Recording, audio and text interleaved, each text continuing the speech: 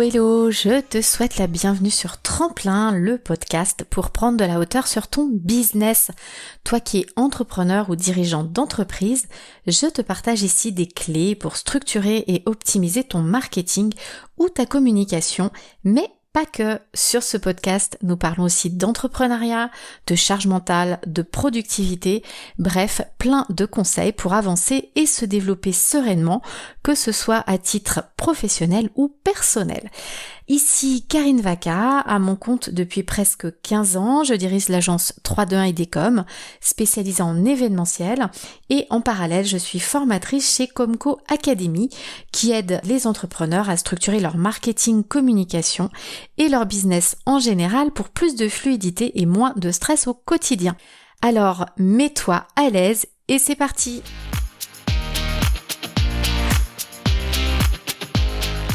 Alors dans cet épisode aujourd'hui samedi, donc c'est un épisode pratico-pratique, donc on va rester sur le sujet de la semaine qu'on avait déjà commencé à aborder donc mercredi, à savoir la gestion de son calendrier éditorial, en gros la gestion de son contenu sur les réseaux sociaux. On a donné pas mal de conseils. Mercredi vous pourrez aller l'écouter sur comment jamais être à court d'idées, comment on peut faire si on ne souhaite pas apparaître en vidéo mais faire quand même des vidéos parce qu'effectivement ça fonctionne, les avantages de faire un calendrier éditorial, ce qu'il faut faire. On a parlé un petit peu réseaux sociaux, justement comment bien le choisir, et on a présenté brièvement les réseaux. Et aujourd'hui, on avait dit qu'on approfondirait donc de manière pratico-pratique au niveau des meilleurs outils qu'on peut utiliser aujourd'hui pour créer son contenu pour les réseaux sociaux. Donc c'est ce qu'on va faire. On va voir aussi comment on peut gérer son temps, parce que ça peut être vite chronophage, ne serait-ce que passer son temps à faire un petit montage, à mettre des sous-titres, etc. Donc on va voir toute cette partie-là également, et puis on va parler de Notion pour voir si effectivement c'est un outil qui est utile ou pas, en dehors de gérer son temps, mais vraiment pour gérer sa production et savoir selon les posts, selon les vidéos, où vous en êtes et dans quelle phase, et pourquoi ça peut être utile, avec une petite méthode de fonctionnement que peut-être vous ne connaissez pas et qu'on va vous expliquer, qui est ce qu'on appelle le batch. Peut-être que vous connaissez en cuisine, mais ça existe dans plein d'autres domaines. Donc voilà pour le programme.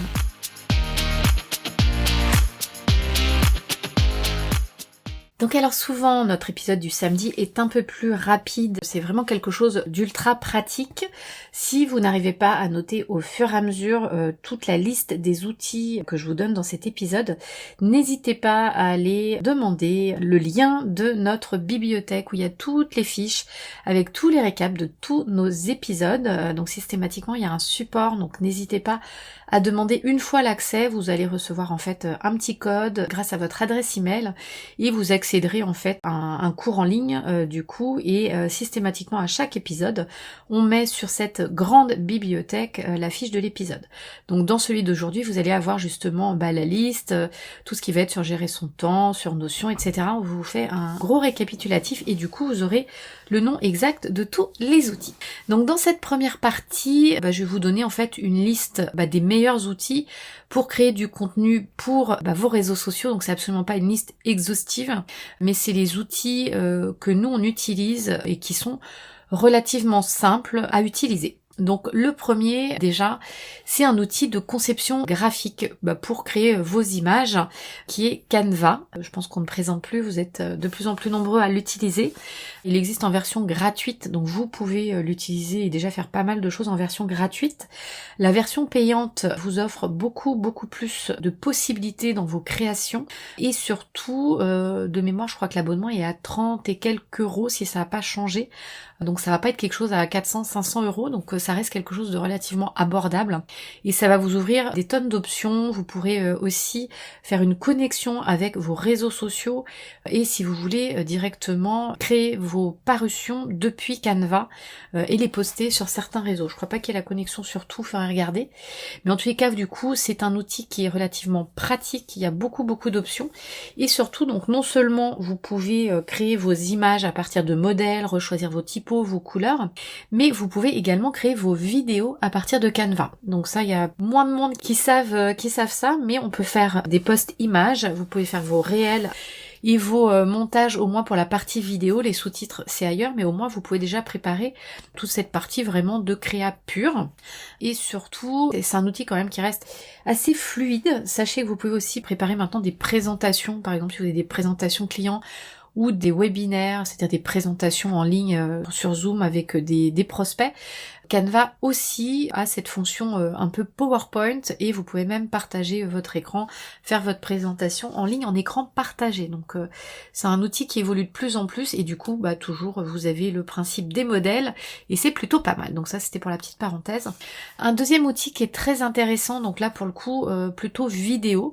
Donc c'est un éditeur de vidéo en fait pour couper toutes les parties que vous voulez enlever, pour faire des effets, etc. Donc il y a InShot ou Filmora, donc Filmora qui est en version payante et qui est vraiment très puissant, qui existe en version PC et Mac, voilà. Et InShot, vous devez l'avoir sur PC et sur mobile également, et du coup ça vous permet de créer des vidéos relativement courtes pour les réseaux sociaux. Un troisième outil, toujours pour faire des vidéos, pour les couper, pour faire des effets, qu'on entend beaucoup, c'est CapCut, notamment il est très connu justement pour ses filtres, donc en fait tout simplement parce que cette application sur téléphone mobile a été développée par le réseau TikTok, donc ce sont les mêmes développeurs, et ils ont l'avantage en fait de proposer vraiment une variété de fonctionnalités pour éditer et créer vos vidéos, qui est un catalogue absolument hallucinant, donc allez essayer. Vous pouvez effectivement faire toutes vos coupes, enlever tout ce que vous voulez pas enlever. Vous pouvez fusionner des vidéos ensemble, vous pouvez du coup ajouter de la musique et vous êtes directement connecté à la bibliothèque TikTok. Vous pouvez rajouter vos textes, des effets et surtout tous les filtres que tout le monde, maintenant quand vous êtes sur TikTok, quand vous voyez des filtres, on vous met essayer le filtre en fait en cliquant. Vous pouvez récupérer le filtre pour vos vidéos. Donc c'est vraiment l'appli populaire pour la création de vidéos TikTok, mais du coup vous pouvez créer toutes vos vidéos à partir de cette application pour vos autres réseaux sociaux, et c'est vraiment une option ultra pratique si vous n'avez pas de matériel d'enregistrement ou si vous voulez pas acheter un logiciel d'édition qui coûte cher et que vous voulez quand même créer ce fameux contenu vidéo pour les réseaux sociaux en restant qualitatif. C'est vraiment l'outil qu'il vous faut, donc c'est CapCut. Ensuite, si vous voulez faire plutôt, toujours en vidéo, des espèces de petits clips à partir de photos, vous avez Animoto, qui est plutôt pas mal. Si vous voulez vraiment faire des stories avec les codes Instagram, vous pouvez essayer Unfold. Pareil, ce sont des applications sur téléphone. Ensuite, si vous voulez créer des jolis designs pour vos posts, je vous invite à essayer PicMonkey, qui est plutôt pas mal.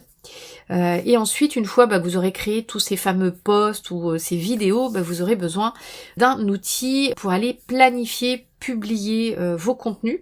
Donc sachez déjà juste pour Facebook, Instagram, vous avez tout simplement leur logiciel interne qui est leur manager, donc qui est sur Facebook et qui vous permet de planifier vos parutions sur les deux réseaux. Vous pouvez aussi, comme je vous le disais, utiliser la connexion Canva. Ils ont pas mal de connexions sur tous les réseaux. Et ensuite, vous avez des logiciels un petit peu plus classiques qui peuvent vous offrir soit une petite partie gratuite avec 3-4 posts par mois à planifier, soit après en option payante, mais là il faut quand même vraiment avoir beaucoup de production de contenu et que vous planifiez beaucoup dans le mois pour que l'abonnement soit rentable. Parce que je crois que c'est tout de suite entre 15 et 30 euros par mois. Donc si vous n'avez pas genre 5-6 parutions et que vous posez en début de mois et que vous avez vos 20-30 parutions à planifier pour le mois, c'est pas du tout rentable en termes de prix. Et surtout l'avantage aussi ensuite de ce genre d'outils, c'est qu'ils peuvent analyser vos contenus. Mais par contre, si vous faites par exemple que du Facebook ou de l'Instagram, avec l'outil de Facebook, vous aurez aussi des statistiques. Donc c'est peut-être pas forcément le truc où vous avez besoin de dépenser. Vous pouvez aussi en début de mois prévoir tous vos posts comme on l'avait vu mercredi. Et puis comme vous savez les dates auxquelles vous postez, en fait il suffit d'aller le matin aux dates où vous avez décidé de poster, vous prenez votre image, vous la postez, ça va vous prendre 1 minute puisque tout sera prêt. Donc vous pouvez vous épargner la dépense inutile d'un logiciel de gestion de parution si c'est pas Facebook ou Instagram, tout simplement en notant dans votre calendrier que la parution est prête, vous avez juste à faire en gros envoi, c'est un petit peu le principe. Donc comme je vous disais, cette liste n'est absolument pas exhaustive, il existe vraiment plein d'outils pour créer du contenu pour les réseaux sociaux. Donc vraiment en fonction de vos besoins, en fonction de vos compétences, si vous êtes plus ou moins avancé dans la gestion de tous ces outils. Donc c'est vraiment important de trouver vos outils, ceux qui fonctionnent vraiment le mieux pour vous par rapport à votre degré d'appétence des logiciels. Si vous n'êtes pas très fan d'informatique, prenez des logiciels ultra simples. Et puis si vous êtes quelqu'un d'un peu plus aguerri, allez sur des choses un petit peu plus compliquées. Mais le mieux pour ça, c'est vraiment d'essayer, vraiment pour des ultra débutants qui sont pas à l'aise et qui veulent faire des choses plutôt avancées. Moi je vous conseille vraiment Canva, qui est très fluide, qui est très intuitif, et vous pourrez faire des jolies choses sans être un pro de l'informatique. Et dernier outil que j'avais pas prévu dans ma liste et auquel je pense, qui peut vous aider, alors plus peut-être dans la rédaction, pour trouver des idées, pour changer vos titres, ça va être la fameuse intelligence artificielle dont tout le monde parle en ce moment, qui est ChatGPT. Tout simplement, vous pouvez faire des tests en l'interrogeant. Donc pour le moment, il est toujours gratuit ce ChatGPT, mais de toute façon, on va vers une version payante. Ils l'avaient mis en gratuit, ça fait à peine 2 mois, donc ils l'ont sorti, je crois, en décembre 2022. Et en 2 mois, il y a eu tellement de sollicitations pour tester l'outil dans le monde entier, et forcément ça a fait le buzz, donc il y a eu beaucoup plus d'utilisation que ce qu'ils ont prévu. Et la société qui a fait ça, en fait, est en train de perdre beaucoup d'argent avec les sollicitations serveurs. Donc du coup, ils vont basculer beaucoup plus rapidement sur des versions payantes. Donc je pense qu'ils vont probablement quand même garder la version gratuite, mais avec des choses un peu plus lentes, peut-être avec moins de fonctionnalités, mais elle existera encore. Donc je pense que vous pourrez quand même toujours faire l'exercice, essayer. Quand vous avez des idées de posts, allez voir et allez lui demander des propositions de titres. N'hésitez pas à lui dire que votre cible, c'est tel type de personnes, des femmes, des hommes, jeunes, vieux. Vous pouvez lui dire en fait, je vends tel produit à des femmes de tel âge, qui sont célibataires ou qui sont mariées, qui ne savent pas s'organiser, qui ont tel et tel problème. Et aujourd'hui, j'ai une idée de podcast ou j'ai une idée de vidéo. Mon titre auquel j'avais pensé, c'était ça. Est-ce que tu peux me proposer 10 autres propositions de titres qui plairaient à YouTube, à l'algorithme YouTube, et il devrait pouvoir vous proposer des titres beaucoup plus percutants que peut-être celui auquel vous avez pensé. Vous pouvez lui demander aussi de la même manière en lui présentant la cible, les douleurs, et en lui disant j'aimerais faire un post sur tel thème, mon image ce sera ça. Est-ce que tu peux m'écrire un petit texte qui parlerait des douleurs de la personne et qui demanderait au lecteur de venir cliquer sur telle chose pour m'acheter mon programme qui s'appelle tel truc. Et il va vous faire un post. Vous pouvez lui demander aussi les hashtags qu'il conseille. Vous pouvez pour un podcast lui demander, ou même pour un réel, lui donner un titre, lui présenter la situation, les douleurs de votre client, etc. et lui demander un script. Vous pouvez lui demander un sommaire, comme une espèce d'arborescence, et ça va vous permettre vraiment d'avoir une base et de pouvoir travailler à partir de ça. Surtout, évitez de lui demander de travailler à votre place, parce que s'il écrit complètement tous les contenus, tous les scripts, tous vos articles de blog, à un moment le problème c'est que tout le monde va faire ça. Donc il faut vraiment vous en servir comme base d'inspiration, c'est-à-dire que au moment où vous alliez vous poser, vous, pour écrire votre plan par rapport aux douleurs, etc., par rapport à l'idée que vous aviez, vous allez peut-être vous poser pendant 1 heure, 1 heure et quart, il y a peut-être des idées qui vous viennent pas juste sur certaines parties, et bien lui en fait il va pouvoir déjà vous poser un cadre dès le début, donc vous gagnez cette heure de débroussaillage de sujet, et ensuite surtout il va déjà vous donner plus ou moins un cadre, donc vous allez pouvoir enrichir des parties, des fois vous allez être bloqué, vous allez lui reposer des questions, et ça va vous débloquer sur plein de choses, et vous allez produire votre contenu beaucoup plus vite, et ça restera votre contenu surtout. C'est vraiment sur ça où j'insiste, parce que ça va être la grosse dérive, je pense, des prochains mois, malheureusement. C'est toutes les productions de contenu qui vont vraiment être basées uniquement sur de l'intelligence artificielle, où les créateurs ne vont même pas s'embêter à reprendre le contenu, à le repersonnaliser par rapport à eux. Mais en fait, le souci, c'est là le principal souci, c'est là où je vous mets en garde. Si vous demandez à ChatGPT la dernière fois qu'il a vu le Père Noël, il va vraiment vous répondre. Il va vraiment être sûr de la réponse. C'est-à-dire qu'en fait, il peut vous donner des réponses, et en fait il a été planifié clairement pour vous faire croire qu'il est sûr de ce qu'il vous dit. Donc là je vais juste créer en même temps la question pour voir ce qu'il va me répondre. Donc à quelle date a-t-on vu le Père Noël pour la dernière fois? Et je vais lui demander où quand même, parce que j'aimerais bien savoir la dernière fois et où. Donc je lui pose la question et je vous lis en direct ce qu'il est en train de me répondre. Alors, est-ce qu'il va me répondre ou est-ce qu'il va me dire Alors, non, il me dit quand même que le Père Noël n'est pas un personnage réel, donc il n'y a pas de date ou de lieu précis où on peut dire qu'on l'a vu pour la dernière fois. Donc non, sur ça va, comme c'est une légende, ça va, mais vous testerez quand même avec des choses un petit peu plus touchy sur des sujets. Moi j'ai des clients qui ont fait pas mal de tests, et en fait il a réussi à leur donner vraiment des réponses, et même quand la personne en face continuait à essayer de le titiller pour voir jusqu'où il irait, il était très très sûr des réponses qu'il allait donner. C'est-à-dire par exemple, je crois que c'était sur des questions médicales, où il disait que donc quelqu'un qui cherchait un remède pour je sais plus quelle chose, pour voir jusqu'où il irait dans ses propositions, et il est allé à lui sortir que telle ou telle plante fonctionnait, qu'il y avait une étude médicale qui avait été faite aux États-Unis sur un échantillon genre de 50 personnes, et que vraiment ça marchait et que c'était super.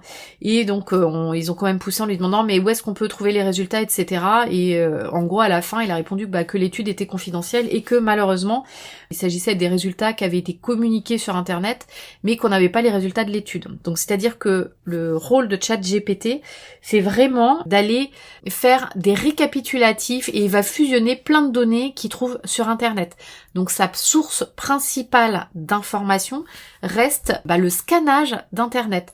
Donc ce qui veut dire que si à un moment il y a des gens qui ont raconté n'importe quoi dans des articles de blog, sur des sites internet, en étant sûr de ce qu'ils ont écrit, ChatGPT va lire l'information et va être sûr de ce qu'il dit puisque ça a été écrit. Donc c'est-à-dire qu'on ne l'a pas branché sur une encyclopédie de données sûres, mais on l'a branché sur internet. Donc faites quand même très attention. Globalement, les résultats sur des scripts, etc. sont plutôt pas mal, sur des optimisations de texte. C'est-à-dire que vous pouvez même avoir écrit un premier texte, vous, avec votre patte, sur un post de réseau, sur une newsletter, et vous n'allez pas être tout à fait satisfait, donc vous allez copier-coller votre texte, et vous allez lui dire, je viens d'écrire un texte pour ma newsletter qui s'adresse aux femmes de 25-35 ans qui ont tel et tel problème. Est-ce que tu pourrais m'améliorer ce texte en étant beaucoup plus émotionnel ? Vous lui collez le texte et il va vous améliorer toutes vos phrases, il va vous changer des mots et je peux vous dire que les résultats sont assez bluffants. Donc ce qui veut dire que même vous pouvez écrire beaucoup plus vite sans vous prendre trop la tête sur le choix de certains mots, c'est-à-dire vous allez écrire vraiment votre texte comme ça, sans l'optimiser, vous lui donnez et il va déjà faire tout ce travail qu'on pouvait faire après en disant ouais mais ce mot-là il est pas bien choisi, j'en préférerais un autre, etc. Donc il peut le faire effectivement pour tous vos textes de réseaux sociaux qui accompagnent vos images, vos réels, il peut le faire sur vos scripts de réels, il peut optimiser vos titres, enfin il peut faire plein de choses, mais n'hésitez pas à chaque fois à bien lui remettre le contexte pour lui dire à qui vous parlez et ça l'aidera à mettre les bons titres. Dites-lui bien aussi le réseau auquel vous vous adressez parce qu'il vous proposera pas les mêmes titres si vous lui dites c'est des vidéos YouTube ou des réels Instagram. Il va vous donner des hashtags. Enfin, n'hésitez vraiment pas à l'utiliser comme aide et comme support pour pouvoir améliorer ensuite ce que vous allez faire avec toutes ces infos.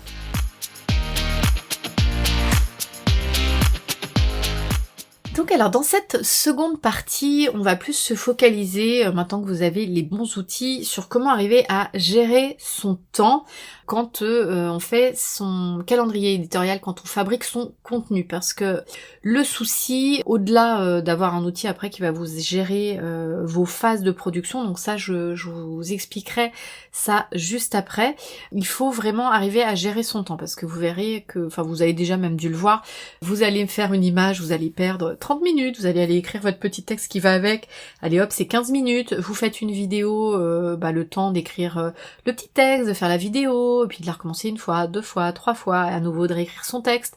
Enfin bref, en une journée, vous allez fabriquer 3 images, 2 vidéos, et encore je suis gentille, vous allez écrire 2-3 textes, et puis peut-être que le lendemain vous allez planifier.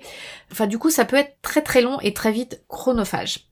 Donc déjà une des premières choses qu'il faut faire, c'est arriver vraiment à planifier les moments où vous allez travailler sur vos réseaux sociaux. Je l'évoquais déjà un peu mercredi, c'est vraiment arriver à se dire que par exemple vous allez avoir un bloc de temps, peut-être que en début de mois, vous allez fabriquer toutes vos images. Si vous avez 2 parutions par mois, vous avez des par semaine, ça veut dire que vous allez avoir 8 images à fabriquer. Donc vous faites vos images pendant 1 heure. Après vous dites pendant 1 heure, j'écris mes 8 textes et après je reprends 1 heure pour peaufiner et pour planifier. Et en 3 heures, vous allez dire j'aurais fait mes 8 posts pour le mois et je suis tranquille, je n'y reviens pas. et vous faites peut-être ça tous les premiers du mois, et comme ça vous êtes tranquille. Il y a des personnes qui vont préférer tous les lundis pour faire leurs 2 posts de la semaine, ou alors ceux qui font effectivement le bloc temps pour le mois, après le lundi vont peut-être faire juste des petites stories pour avoir quelque chose d'un petit peu plus personnalisé, d'avoir un peu ce feeling. Donc à vous de voir en fonction de ce que vous avez déterminé comme parution, les blocs de temps que vous allez bloquer dans votre agenda pour arriver à créer ce contenu et à le planifier. Donc ça c'est vraiment la première chose. Et puis surtout, déterminer ensuite, une fois que vous avez ces blocs de temps, les tâches les plus importantes que vous devez faire. Peut-être que si en début d'année vous n'avez pas jeté sur un papier toutes vos idées de parution, les choses qui vous inspirent, c'est peut-être commencer par là pour que quand vous débutez vos mois, vous ayez une liste de départ qui vous permette de pas partir à brut. Parce que si vous commencez votre mois sans avoir fait votre fameux calendrier éditorial à l'année avec vos thèmes, ce que j'expliquais mercredi, c'est-à-dire si c'est la Saint-Valentin le 14 février, que vous avez 2 semaines de fabrication et d'envoi, faites pas vos parutions le 10 février. Ça veut dire que pour la Saint-Valentin, vous êtes déjà, en gros, il faut les dernières commandes le 1er février. Donc communiquez dès le 15 janvier sur la Saint-Valentin pour avoir au moins 2 semaines de commandes pleines. Donc ça veut dire que vos parutions, limite en décembre, vous êtes déjà en train de les préparer, de les planifier pour qu'elles sortent entre le 15 janvier et le 30 janvier. Sinon vous allez être débordé, vous allez louper votre période de com et vous allez louper vos ventes, puisque de toute façon, si vous commencez à communiquer le 1er février pour dire « Ouh, c'est la Saint-Valentin, j'ai des super cadeaux », de toute façon, vous n'aurez pas le temps de les fabriquer et de les envoyer. Donc c'est mort. Donc faites bien en début d'année ce fameux calendrier. Comme je vous l'expliquais mercredi, si vous n'avez pas écouté l'épisode, allez-y. Je vous explique vraiment le principe du rétro-planning, de faire vraiment votre rétro-planning à l'année avec vos périodes commerciales. Ça marche que vous fassiez de la vente de produits, de la vente de services.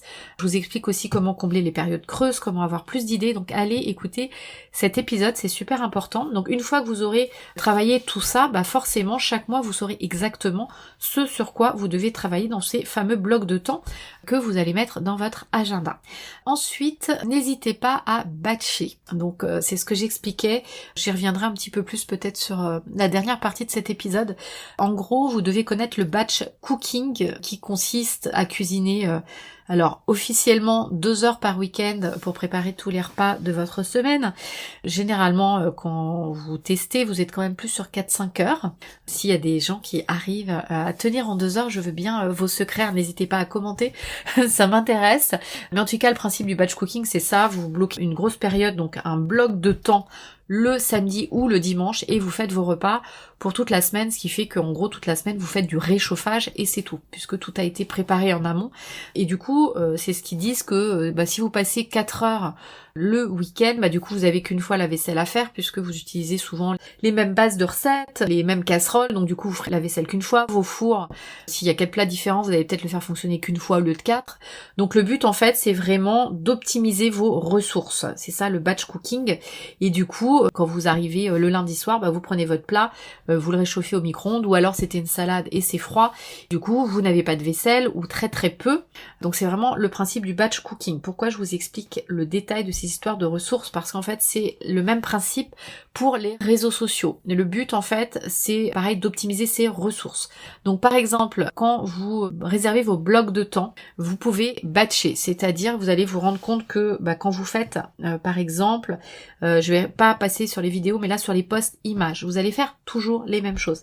C'est-à-dire que vous allez faire votre liste d'idées et souvent quand vous êtes en création d'idées, il y en a pas une que vous allez avoir. Donc c'est le moment de noter toutes vos idées et vous ne faites que ça, c'est pas genre ah j'ai ma première idée, je m'arrête. Non, vous allez noter. Et en fait c'est le même principe sur les autres phases. Quand vous allez être en phase d'écriture de vos posts, souvent quand ça va fonctionner pour tout. Donc vous écrivez vos textes pour tous les posts du mois. Quand vous êtes en train de créer vos images, vous créez toutes vos images en même temps, parce que pareil, ça vous permet peut-être de copier-coller des titres, des logos, de garder les mêmes couleurs, d'avoir aussi cette espèce de vibe, de momentum où quand vous êtes en train de créer, ça fonctionne et vous créez toutes vos images d'un coup. Sur les vidéos, vous imaginez bien aussi que vous allez pouvoir écrire tous vos scripts en même temps, et surtout, et c'est là où vous allez gagner beaucoup de temps, c'est que quand vous allez tourner vos vidéos, une fois que vous avez installé votre petite lumière, une fois vous savez le fameux setup, la petite lumière devant, la petite lumière derrière, le petit fond, votre rangement de bureau, une fois que Vous avez préparé tout ça, déjà ça vous prend au moins 1 heure à préparer votre environnement,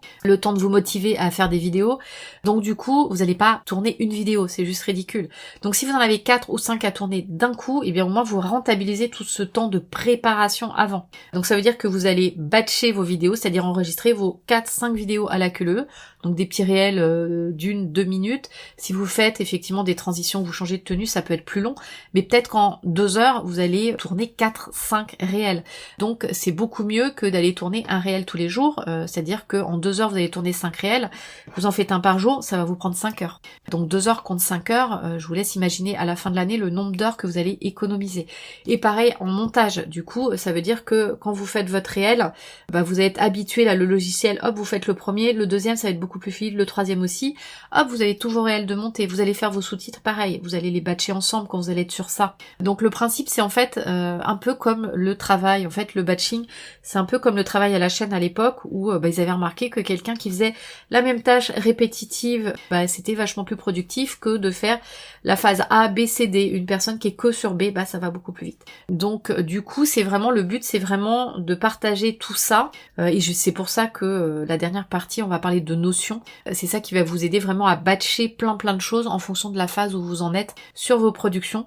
Mais le principe c'est vraiment d'avoir des blocs de temps en regroupant toutes les choses identiques et ça va vous permettre vraiment de gagner beaucoup de temps. Et l'autre chose aussi que vous pouvez faire effectivement c'est de déléguer, soit en interne soit en externe si vous avez des personnes à disposition, ou même d'automatiser certaines tâches comme celle que je vous expliquais en première partie, d'automatiser grâce à ChatGPT qui va vous aider à écrire vos textes et du coup vos scripts ou vos réels, à optimiser vos hashtags. Donc tout ça, ça peut être vraiment du temps de gagner. Donc voilà pour cette partie vraiment purement gestion du temps et du coup dans la dernière partie, je vais vous expliquer un petit peu mieux comment bien batcher par rapport à ces histoires de phases et c'est là où Notion va venir nous aider.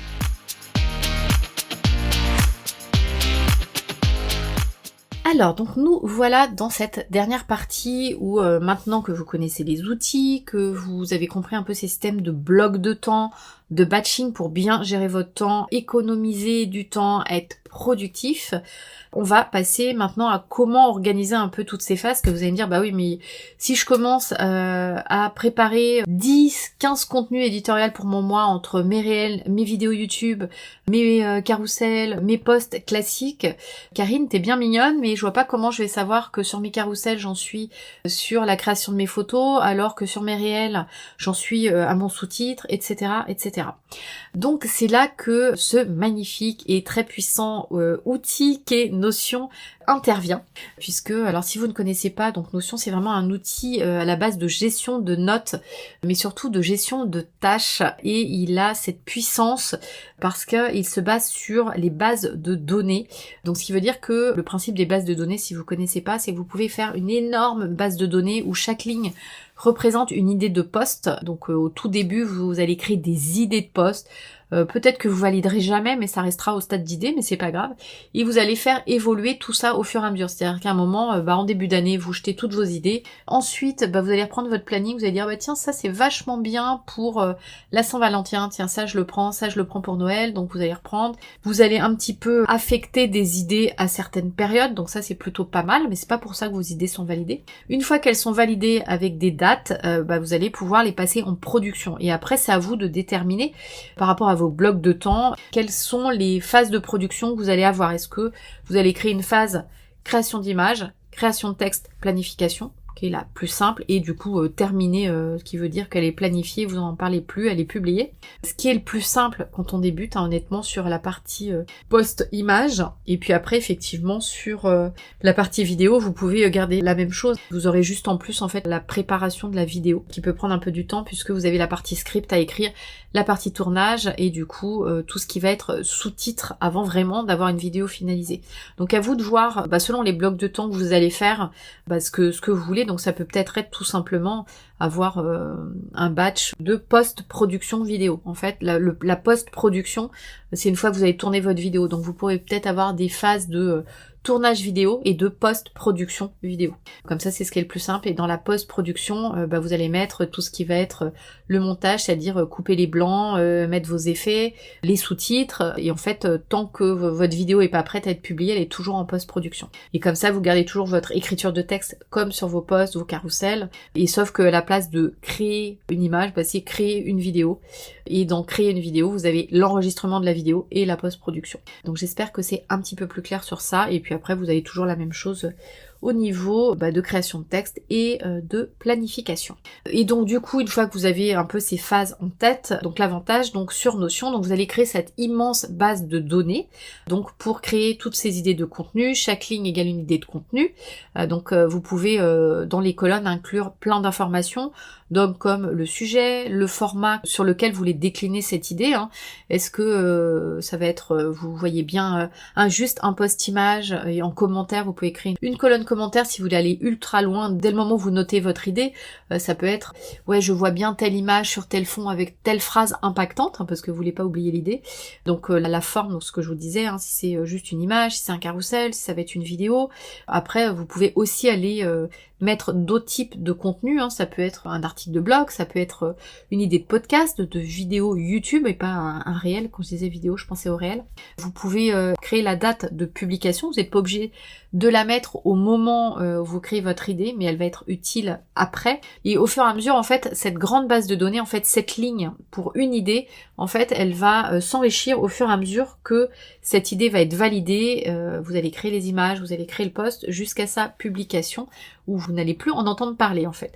Donc cette ligne va vraiment tout stocker, sauf que la deuxième chose en fait que vous allez faire, et c'est là où c'est super important, c'est que vous allez organiser vos données en fait en tableau et plus particulièrement en vue de cette base de données. C'est-à-dire, je m'explique, vous avez cette grosse base de données que vous créez, que vous allez un peu cacher et que vous n'allez jamais utiliser brute comme ça avec toutes ces colonnes parce qu'elles seraient absolument illisibles, ça ne sert à rien d'avoir une méga base de données avec plein de colonnes, mais vous allez travailler en fait après en vue de cette base de données.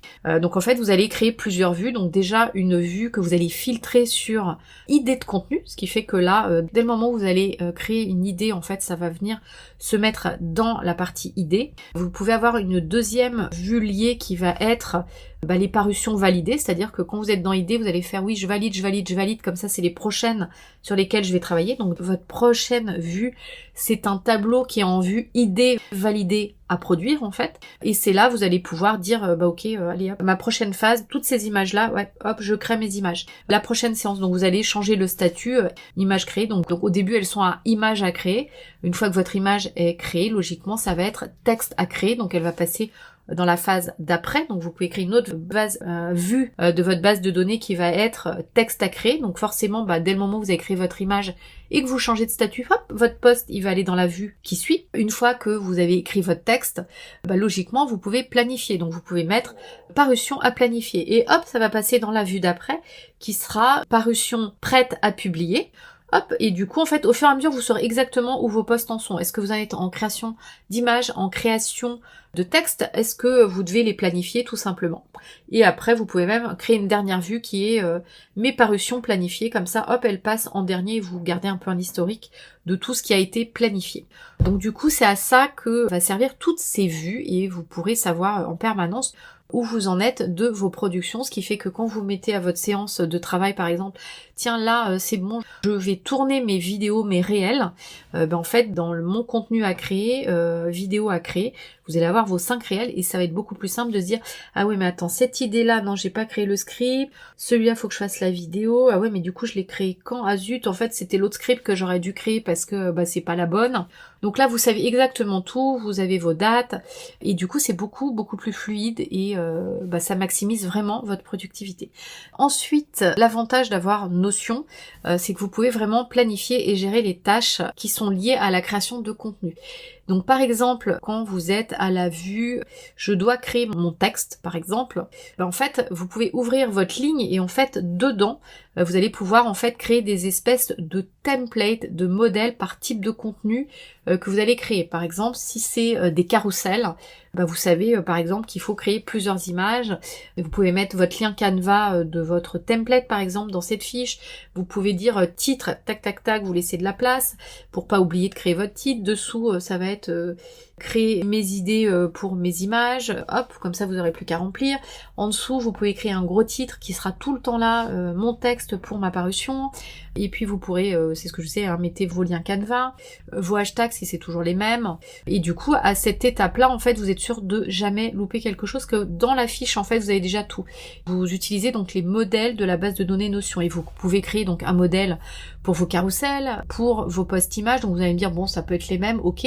Mais quand vous allez créer un réel, vous pouvez mettre dans vos templates, justement, est-ce que vous allez faire un réel où vous allez changer de tenue? Si oui, la liste des tenues que vous devez prévoir pour votre vidéo. Est-ce que vous allez mettre des effets? Vous allez pouvoir aller mettre, si vous avez vu des vidéos qui n'ont rien à voir forcément avec votre secteur, mais qui vous ont beaucoup inspiré au niveau justement de ces transitions, au niveau des changements de vêtements, du coup vous allez pouvoir mettre le lien de cette fameuse vidéo et vous dire tiens, j'ai vu cette vidéo et moi je voudrais la transformer comme ça. Donc comme ça, le jour où vous allez tourner votre vidéo, vous regardez l'inspiration, ce que vous aviez mis et hop, vous n'avez plus qu'à la tourner. Vous doutez bien aussi que YouTube, vous allez avoir besoin encore d'autres infos, vous allez avoir besoin de miniatures, vous allez avoir besoin du script, vous savez, pour mettre les temps à 0 minute, à 1 minute, à 3 minutes. Donc vous n'allez jamais avoir besoin de travailler les mêmes infos selon les types de contenus. Donc les modèles de Notion sont impeccables pour ça, pour vous créer déjà un pré-contenu, un espèce de plan, et vous allez vraiment plus qu'à compléter à chaque fois que vous serez dans cette séance de travail et vous avancerez du coup beaucoup plus vite. Donc vraiment créer des modèles par type de contenu pour gagner du temps quand vous allez créer ces nouveaux contenus. Et la dernière chose, donc là pour quand vous travaillez, si vous avez la chance de travailler en équipe, que ça soit en interne ou avec des prestataires, utilisez les fonctionnalités de collaboration. C'est-à-dire que dans votre base de données, si vous êtes plusieurs à y travailler, vous pouvez créer une colonne qui, où des fois ce sera vous, des fois ce sera des collaborateurs ou des personnes externes, et comme ça, selon les phases de qui fait quoi, quand vous passez à telle phase, hop, vous donnez cette phase-là à quelqu'un d'autre, et comme ça, vous savez en plus qui est en train de faire quoi, et chacun en plus peut filtrer avec sa tête, ce qui fait que du coup chacun sait ce qu'il a à faire et on ne voit que ce qui nous concerne. Et aussi l'avantage, c'est que du coup par épisode, par type de contenu, vous pouvez échanger sur le contenu dans la fiche de ce contenu là précisément, dans la zone commentaire, et créer une vraie conversation. Genre la personne peut vous dire ouais mais ça, t'avais vu ça, je comprends pas trop, hop, vous lui répondez, elle vous répond, elle vous propose l'image, vous dites ah ouais c'est super, on parle là-dessus. Puis là vous allez peut-être lui dire ouais tiens essaye, attention sur le prochain post, essaie de bien garder cette espèce de notion ou l'enchaînement, fais gaffe à ça. Et puis il va y avoir une conversation dans le post en question, ou dans le carrousel, ou dans la vidéo, et vous n'allez pas communiquer dans un mail, ou dans un Slack, ou ailleurs, et comme ça vous êtes vraiment focus sur le truc sur lequel vous êtes en train de parler, et on parle pas d'autre chose, et du coup c'est beaucoup plus productif aussi au niveau des échanges. Donc vraiment, en utilisant Notion pour organiser votre calendrier, et surtout du coup, votre création de contenu, vous allez vraiment pouvoir avoir cette vue d'ensemble complète, non seulement de vos idées, les concrétiser vraiment en contenu ou pas, mais vous allez surtout pouvoir gérer de manière très efficace votre création de contenu, puisque comme je vous le disais, c'est très chronophage, on a vite fait de se perdre, de pas préparer les contenus dans le bon ordre, de pas avoir des choses cohérentes. Là au moins, le fait de travailler avec une seule base de données unique et de travailler ensuite par vue, fait que votre parution en fait va se balader de vue en vue. Elle n'est créée qu'une fois, c'est juste une histoire de vue et de filtre. Donc par rapport à l'étape où elle en est. Et du coup, forcément, au moment où vous allez créer vos blocs de temps et que vous savez être en bloc création image, vous allez voir dans votre vue création image et vous savez exactement ce que vous avez à faire. Et si ces parutions sont là, c'est parce que vous les avez validées et qu'elles sont en phase avec les dates. C'est pas parce que c'est les parutions de Noël et qu'on est au mois de janvier et que c'est le mois de Noël passé, voire le mois de Noël dans 12 mois, quoi. Elles sont là parce que vous en avez besoin maintenant. Donc vraiment, je vous invite à aller tester un peu Notion. Si vous ne le connaissez pas, soit il y a un défi gratuit en cours sur comco.fr pour découvrir Notion, soit il est passé, donc inscrivez-vous à la liste d'attente. Nous avons aussi une formation qui est en cours, donc regardez aussi si les inscriptions sont encore ouvertes.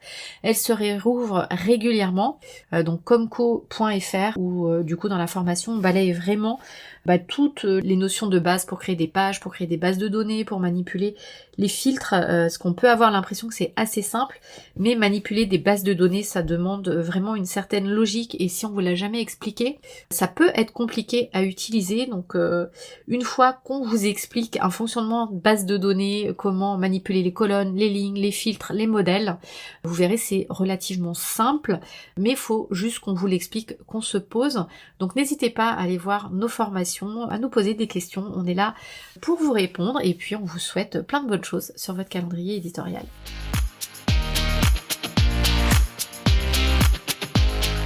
C'est presque fini, donc n'oublie pas, en description, tu peux récupérer le bonus dont je t'ai parlé dans cet épisode en cliquant sur le lien.